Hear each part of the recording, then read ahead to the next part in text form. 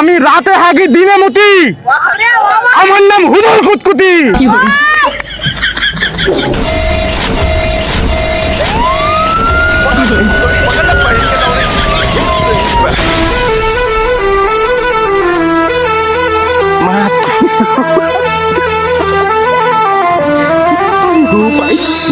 ব্যাপারটা ছিল আমি আমেরিকার অপর দিয়ে যাচ্ছিলাম, হঠাৎ করে আমার প্লেনটা ক্র্যাশ হয়ে গেল। তো আমি ইটারে ল্যান্ড করলাম। এখন বুঝতে পারছি না এদিকে যাবো না এদিকে যাবো।